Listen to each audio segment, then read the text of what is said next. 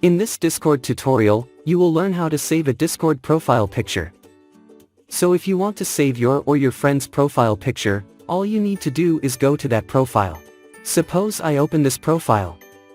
Now on the profile page, click on the three dots here. And copy the user ID.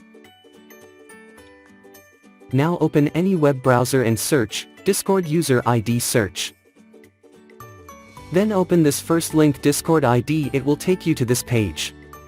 Now just paste the ID you copied, and then click on lookup, complete the CAPTCHA and it will open that profile. Now click on the profile image here and the profile image will be opened. If you want to save the image, right click on the image, and then click on the save image as option and save that image. It's very simple. This is how you can do it. If you want to learn more about Discord, then like this video and subscribe to my channel for more. Thanks.